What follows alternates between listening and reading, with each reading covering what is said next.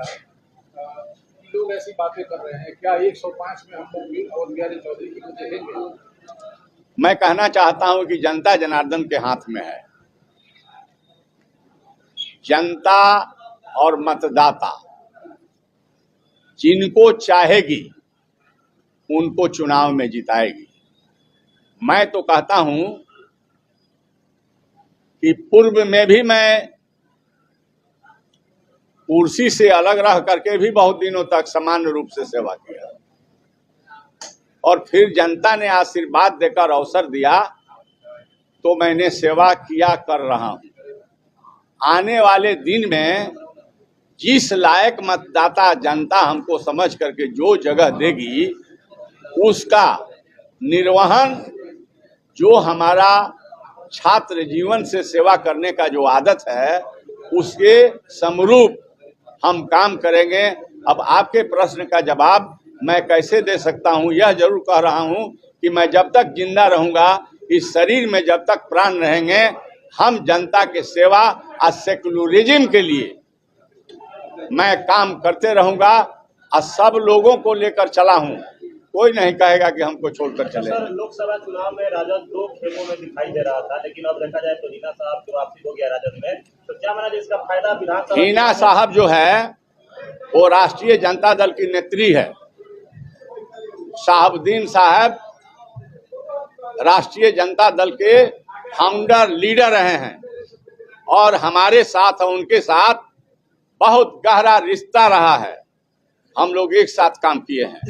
किसी कारण से थोड़ा मोड़ा अगर कहीं कोई भटकाव चाहे हमसे हो गया, चाहे दल से हो गया, चाहे उनसे किसी कारण से किसी बिंदु पर कहीं कोई क्रोध हो गया, तो उस चीज को राष्ट्रीय जनता दल और हिना साहब या नौजवान जो ओसामा जी हैं, सब लोगों ने लालू जी और तेजस्वी जी के सामने 10 नंबर में जा करके वो तमाम लोग माला पहन लिए, पहना दिए, और हो गया कि हम तमाम लोग राष्ट्रीय जनता दल में हैं और सभी लोग हम एक हैं, एक होकर लड़ते रहे हैं, बिहार में सरकार बनाते रहे हैं। अब फिर हम लोग लड़ेंगे 25 की लड़ाई, और राष्ट्रीय जनता दल के सिंबल जिसको मिलेगा उसको हम लोग वोट देने और दिलवाने का। पिछले चुनाव में 12,000 वोटों का मात्र अंतर था, सरकार नहीं बन पाई तेजस्वी यादव की। क्या लगा फासला इस बार खत्म हो जाएगा? देखिए, उस समय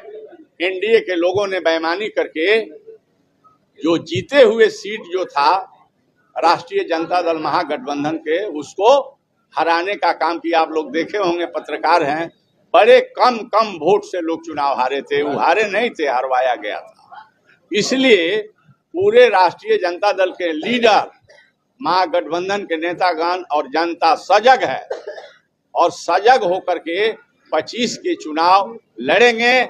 और हम लोग निश्चित जुल्म और अत्याचार अगर होंगे तो हम लोग पूज्य महात्मा गांधी जी के दिए गए अस्त्र शस्त्र, शांति, सद्भावना, भाईचारा के साथ हम लोग संघर्ष करने का काम करेंगे। एक और सवाल, संभल का घटना हो गया, लगातार जो इंडिया है सदन में भी आवाज उठा रही है कि मुसलमान खतरे में हैं, और आप एक सीनियर नेता हैं और शुरू से लेके 2 पीढ़ी 3 पीढ़ी को आपने देखा है, तो क्या संविधान खतरे में है? हिंदुस्तान में मुसलमान खतरे में है, यूपी में खास करके?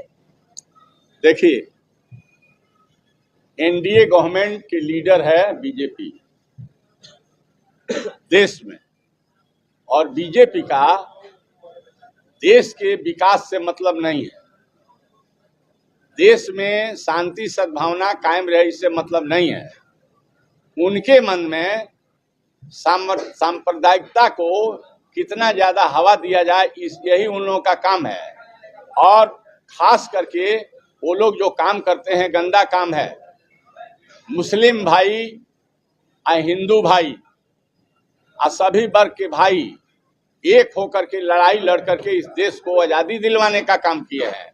इसलिए न इस देश से हिंदू कहीं जाएगा और न किसी के पास कोई ताकत है कि मुसलमान भाई को भी इस देश से अलग भिजवा दे। इसलिए जो बातें खतरा की हो रही है वो तो देखने को मिलता है कि आपने देखा उत्तर प्रदेश में क्या क्या हुआ।